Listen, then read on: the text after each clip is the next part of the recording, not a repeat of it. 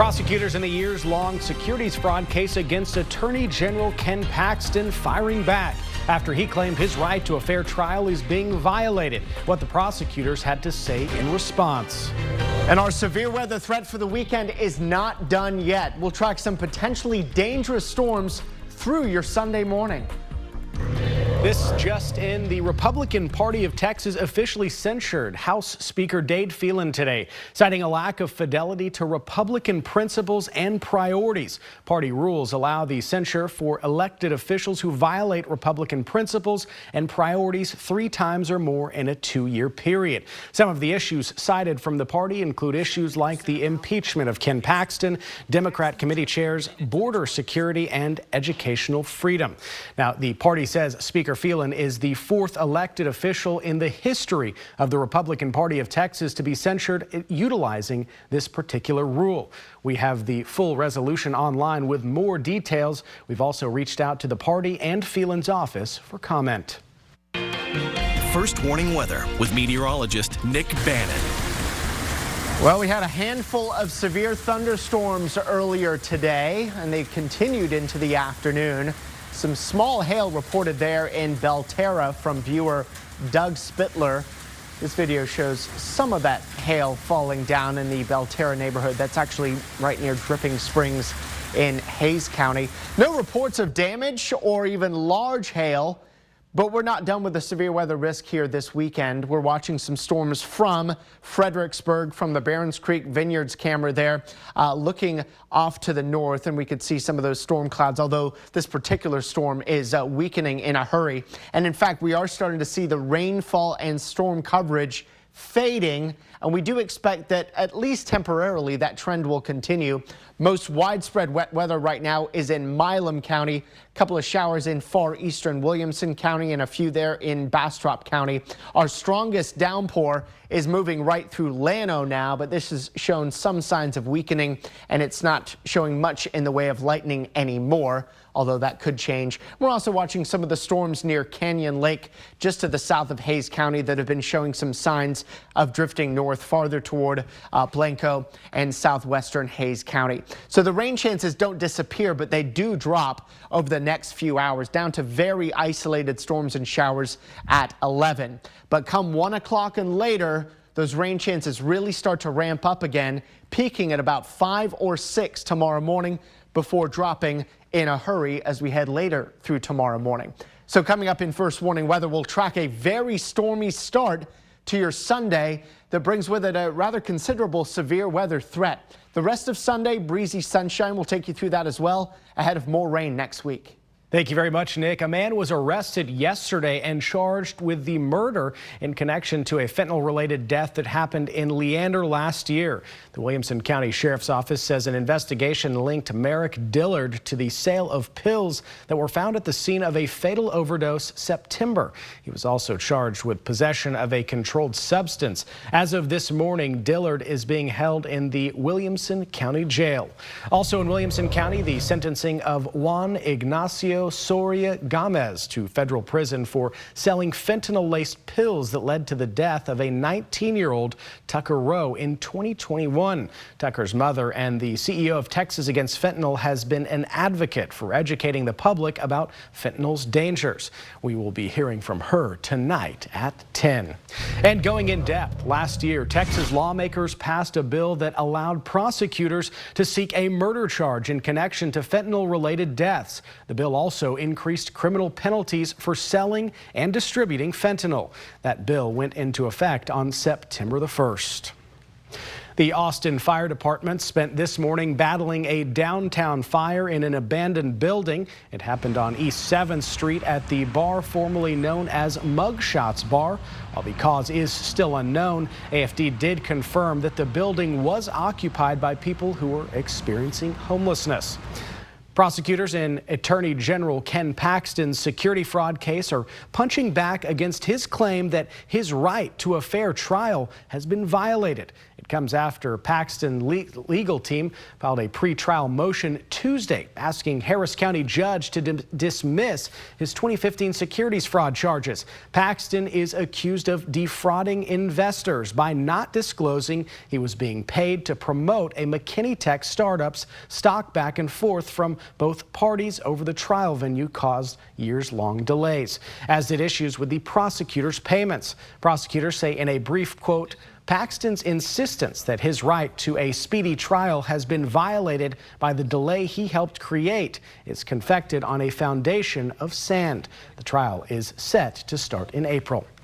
And refugees who have settled in Austin show off their handmade artwork, clothing, and traditional foods right here in Austin. How they only walked away with more money in their pocket, but also got a chance at starting a new future. Well, it's the end of the weekend with the big game coming up, and while your friends and family make your predictions for who you'll take home and who the trophy will go to tomorrow night, zoo animals across the country are also getting in on the fun. First up, the newest addition to the Lion's Den at the Fort Worth Zoo, the African lion cub named Moja hesitated between two paper footballs decorated with the team logos before ultimately choosing the San Francisco 49ers as his pick to win tomorrow night's game. And on the other side of the wild debate, an owl at the Cheyenne Mountain Zoo in Colorado, the western screech owl named Hootenanny, didn't hesitate like the lion cub, wasting no time before grabbing a Kansas City Chiefs labeled box with her talons. Well, while rain was the story, temperatures ended up a little above average before the rain cooled the air down. We got up to 67. Beneficial rain all over the place. You can see some of these amounts in the hill country, about an inch and a half. This is where we needed the rain the most, between about ½ inch and an inch and a quarter through the metro, with Camp Mabry checking in at 6,400 so far. Our eastern counties getting a little less there, but there's still time for more. We'll track downpours and storms that redevelop overnight and the severe weather risk it comes with in First Warning Weather. Refugees from various countries who have recently settled in Austin showed off some of their craftsmanship and culture this morning. The Global Impact Initiative and the Austin YMCA partnered to host the Refugee Bazaar. KXAN's Dylan McKim spoke with some of the refugee vendors.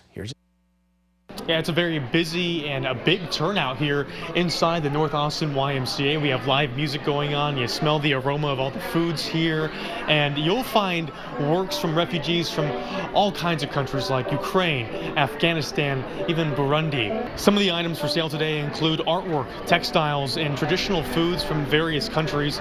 In the last 2 years, more than 2,000 refugees have settled in Central Texas, many of them having to leave their families, friends, and careers behind to start over in a new country, like Miriam Calvo. Her family fled Ukraine 2 years ago, right at the start of the war against Russia. She left her job as a university assistant back home.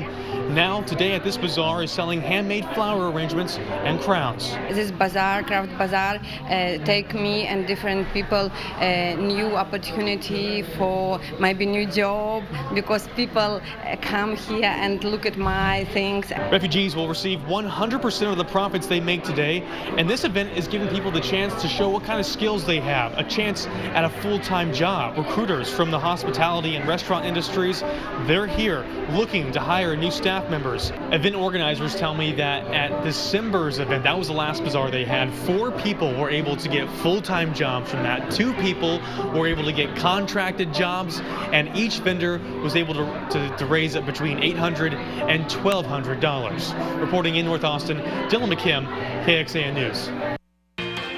First Warning Weather with meteorologist Nick Bannon. All right, today worked out reasonably well. We got beneficial rain throughout Central Texas and no reports of any damage. And the hail reports we had were very small, but you could see some of that rain coming down in South Austin from earlier on today.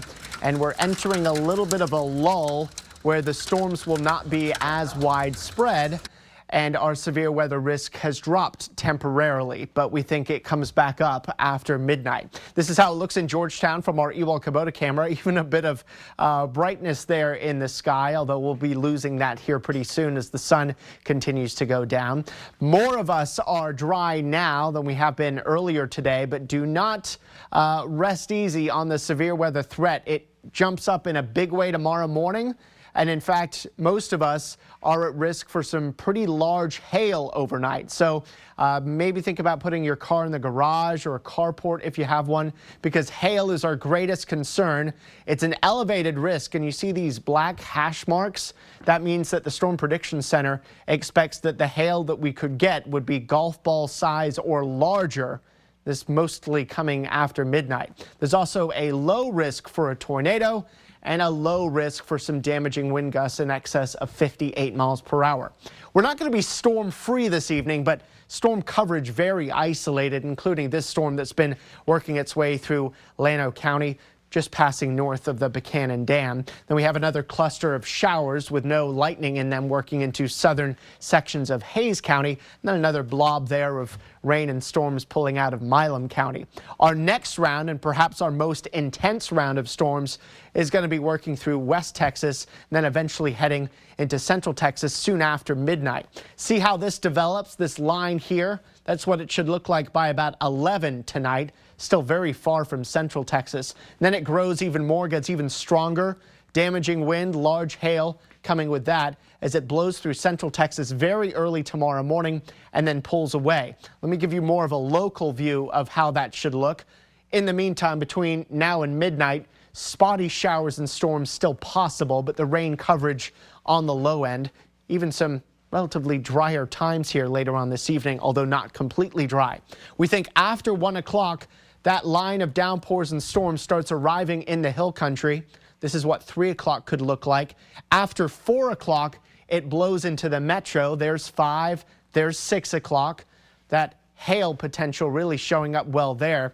And then after 6, 7 o'clock, it moves into our eastern counties and should be out of here by about 7 or 8 tomorrow. So it's a very early morning thing, but these storms could very much wake you up. Let me just summarize the arrival times of the rain, the hail threat, and the wind.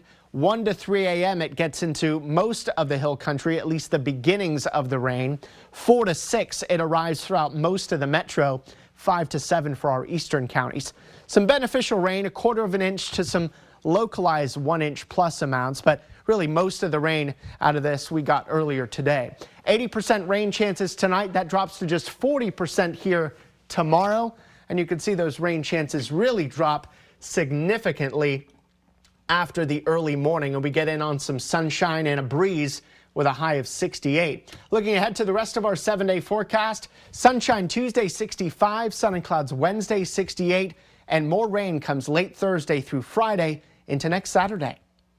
This is KXAN Sports, brought to you by Thomas J. Henry. After a tough Tuesday, winning cures all, and it was just what the doctor ordered today for the Texas men's basketball team, who got back in the win column in absolute dominating fashion against West Virginia. What we're going to give you is not a summary of the game, but basically a highlight video at the Moody Center this afternoon. First half tied at 2. Dylan Dessou, pump fake, first dunk of the day right there. There'll be plenty more where that came from. 4-2 Texas. Dessou showing his long-range prowess with this three-pointer right here on the wing to put Texas up 15-7. He had 27 points to lead the way for the Longhorns. Then a little later, Max A. Smith draining the three-pointer. That would give Texas their biggest lead at that point, 18-7.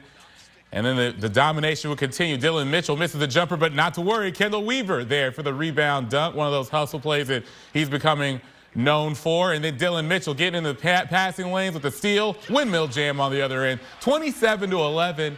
Texas, you want some more defense to offense? Well, the Longhorns got you covered. Tyrese Hunter with the steal and the fast break jam. Hunter having a breakout day today. More on him later. Then great cut from Kendall Weaver off the ball for the two-hand jam. Longhorns up by 21. After that, Weaver hit his head on the rim, or his nose on the rim there. That's how high he got. At Max A. Smith puts the Longhorns up by 30 with that three-pointer. And then Tyrese Hunter, alley-oop from Max A. Smith. 19 points for Hunter. Texas wins in big-time fashion, 94-58.